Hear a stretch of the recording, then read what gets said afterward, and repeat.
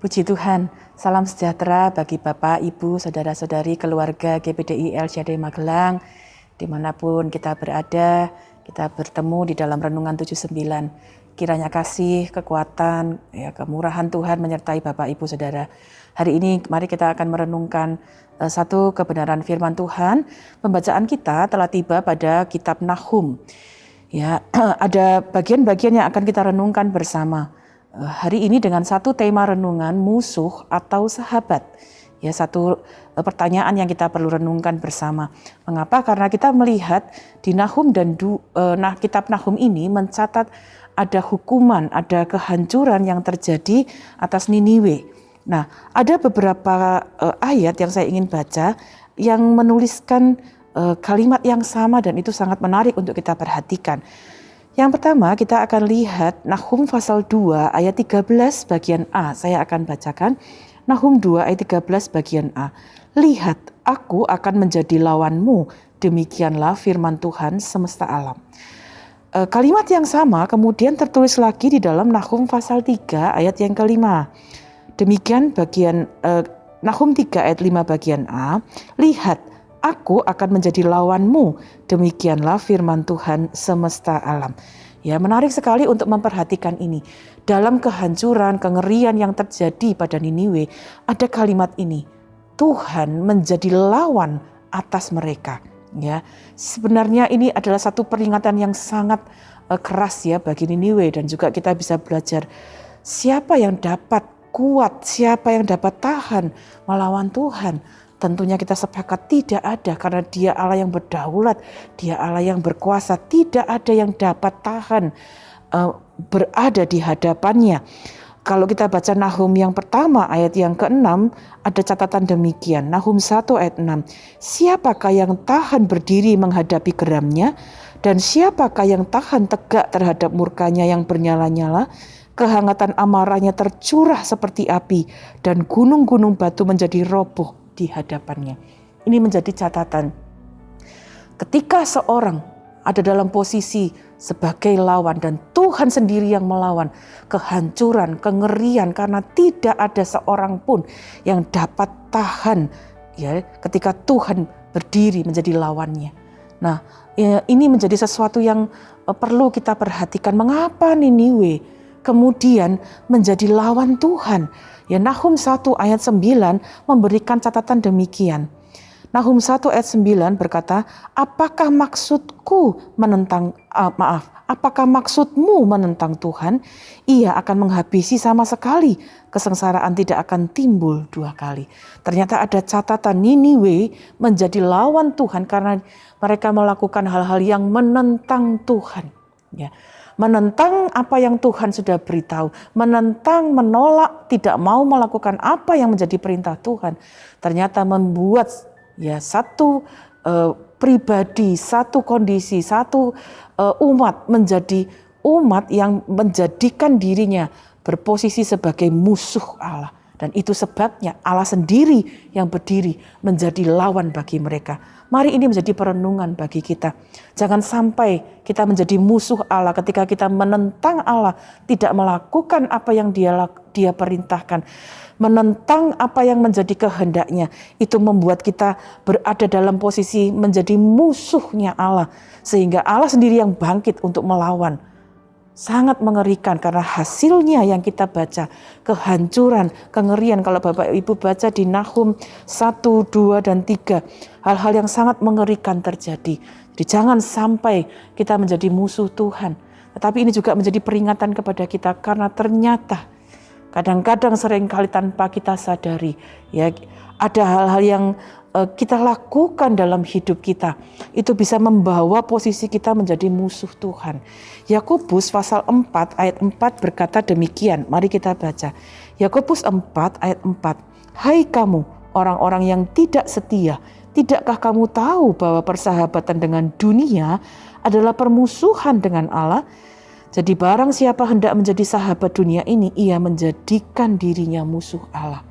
Bapak Ibu Saudara sekalian, ini menjadi peringatan bagi kita semua ya, bahwa Ternyata ada hal-hal yang kita perlu waspadai yang bisa membuat kita berada dalam posisi menjadi musuhnya Allah. Kapan? Saat kita bersahabat dengan dunia. Orang yang bersahabat itu artinya memberi banyak waktunya, menikmati kesenangannya bersama, meluangkan waktu bersama dengan pribadi-pribadi kepada siapa kita memberi waktu, memberi kepercayaan. Itulah yang kita sebut dengan sahabat.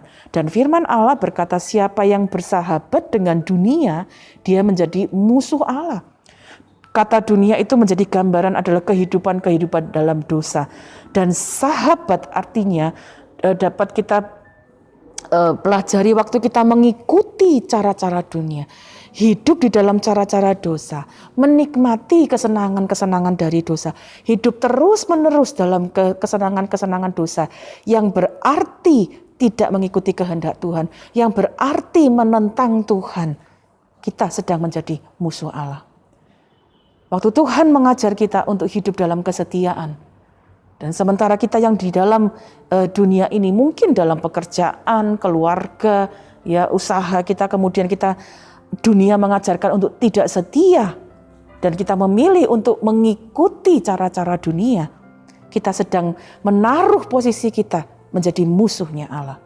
Dan firman Allah berkata ketika kita terus-menerus hidup dalam ketidaksetiaan, maka yang menjadi akibat adalah kehancuran. Itu sebabnya banyak keluarga-keluarga yang mengalami kehancuran ketika salah satu bagian dari keluarga hidup dalam ketidaksetiaan. Tuhan mengajar kita untuk hidup dalam kejujuran. Sementara dunia ini mengajarkan banyak hal untuk menghalalkan segala cara termasuk hidup di dalam ketidakjujuran.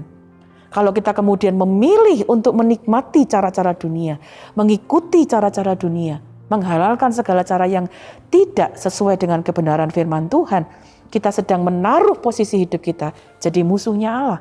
Dan itu sebabnya orang yang terus-menerus hidup dalam ketidakjujuran, mungkin awalnya nampaknya berhasil, mungkin nampaknya bisa mendapatkan keuntungan, tapi lambat laun hidupnya kemudian menuju kepada kehancuran.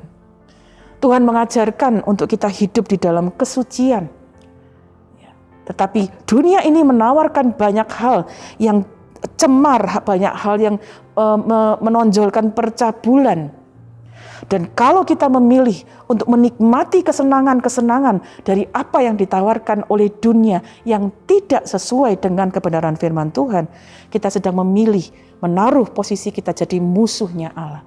Dan orang yang terus-menerus hidup di dalam percabulan, menikmati percabulan, menikmati hal-hal yang cemar, firman Allah berkata, hidupnya menuju kepada kehancuran.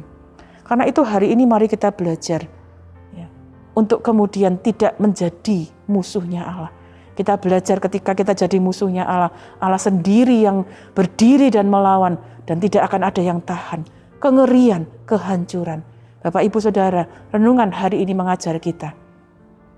Kalau kita tidak mau jadi lawannya Tuhan, tidak mau jadi musuhnya Tuhan, pilihlah menjadi sahabatnya Allah. Jadi sahabat Kristus, jadi sahabat yang luar biasa. Kenapa? Karena Dia sudah datang untuk menjadi sahabat kita. Ya, firman Allah berkata, Allah mengirimkan anaknya untuk mati di kayu salib, memberikan nyawanya supaya kita bisa menjadi sahabat-sahabatnya. Injil Yohanes pasal 15 memberikan kita catatan demikian. Saya ingin bacakan Yohanes pasal 15 ayat 13. Tidak ada kasih yang lebih besar daripada seorang yang memberikan nyawanya untuk sahabat-sahabatnya. Supaya kita bisa jadi sahabatnya Allah. Kita yang dulunya hidup dalam dosa, jadi musuhnya Allah. Dia kirimkan anaknya yang tunggal, mati di kayu salib, untuk menebus semua dosa-dosa kita. Sehingga kita yang mau percaya dan menerima Tuhan Yesus sebagai Tuhan dan Juru Selamat kita. Kita mengakui segala dosa kita. Kita minta Dia masuk dalam hidup kita.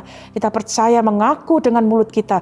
Percaya di dalam hati kita, Dialah Tuhan dan Juru Selamat. Firman Allah berkata kita menjadi sahabat-sahabatnya. Karena itu hari ini mari kita belajar.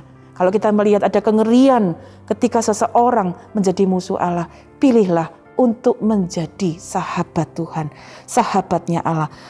Yohanes 15 ayat 14 memberi kita akan catatan bagaimana kita menjadi sahabat Kristus, sahabatnya Allah. Yohanes 15 ayat 14, kamu adalah sahabatku jikalau kamu berbuat apa yang kuperintahkan kepadamu. Sangat jelas, kalau mau jadi sahabatnya Allah, kenal dia dengan baik, terima dia sebagai sahabat di dalam hidup kita, lalu lakukan apa yang dia perintahkan. Di mana perintahnya kita bisa ketahui? Dalam firman-Nya. Baca firman-Nya, renungkan dan lakukan. Saat itulah hidup kita akan menjadi sahabat-sahabatnya Tuhan. Karena itu beri waktu setiap hari. Apa yang kita dengar dari firman, apa yang kita ketahui dari firman, renungkan, minta kekuatan dari Roh Kudus supaya kita bisa melakukannya. Dan waktu kita setia lakukan firman Tuhan, lakukan kebenaran, firman Allah berkata kita jadi sahabatnya. Untuk kita jadi sahabatnya, dia sudah memberikan nyawanya. Apalagi segala sesuatu yang kita butuhkan dalam hidup ini. Kekuatan, kesehatan, damai sejahtera, pasti dia berikan.